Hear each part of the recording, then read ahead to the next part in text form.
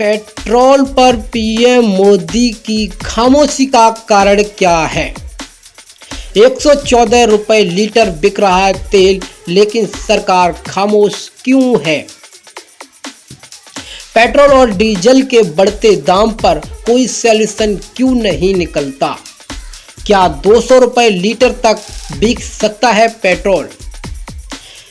2014 में प्रधानमंत्री नरेंद्र मोदी ने वादा किया था, नारा दिया था कि हम आएंगे तो 30 रुपये पेट्रोल और डीजल आपको देंगे।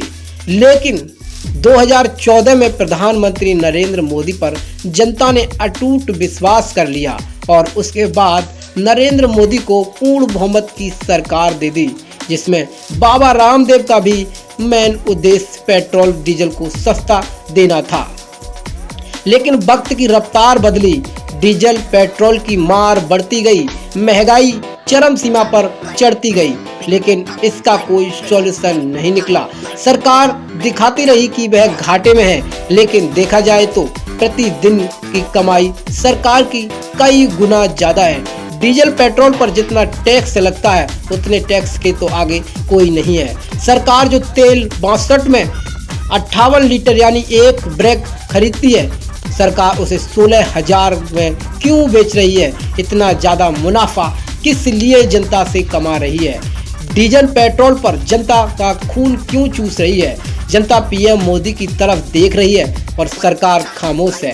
1 जनवरी को पेट्रोल 83 रुपये 97 पैसे और डीजल 74 रुपये प्रति लीटर था।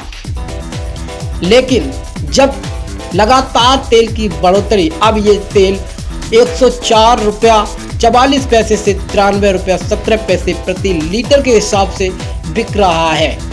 प्रधानमंत्री की यही एक खामोशी लोगों को चुभ रही है। यानी 10 महीने में भी कम समय में पेट्रोल 19 रुपया 57 पैसा, डीजल 18 रुपया 6 पैसा प्रति महंगा हुआ है। क्यों? इसका कोई जवाब नहीं। अगर इससे देखा जाए तो दिल्ली में पहुंचते पहुंचते इस तेल की कीमत 50 रुपये हो जाती है, लेकिन भारत में इसकी कीमत लगभग 104 रुपये बढ़ जाती है। प्रधानमंत्री 2004 में कहते थे कि पेट्रोल डीजल महंगा है, कांग्रेस की सरकार इसे सस्ता नहीं करती है, गरीबों को डीजल देना नहीं चाहती है, विकास के नाम पर ढकोसला है। वही प्रधानमंत्री आज किसान की जेब को, गरीब जनता की जेब को खाली कर रहे हैं। पेट्रोल डीजल की ये मार लोगों पर सही नहीं जा रही, क्योंकि पेट्रोल डीजल इतना महंगा है कि अब किसान से लेकर व्यापारी और मजदूर वर्ग भी परेशान हो गया है, क्योंकि प्रधानमंत्री नरेंद्र मोदी इसका कोई सॉल्यूशन नहीं निकाल रहे। डीजल की बढ़ती कीमतें लोगों को इस कदर परेशान कर रही हैं कि लोग सोचने पर भी, बहुत मध्यम वर्ग के लोग तो इतने परेशान होते हैं कि वह पेट्रोल डलवाने या डीजल डलवाने से पहले सोचते हैं कि कल उनके घर का राशन आएगा या नहीं आएगा।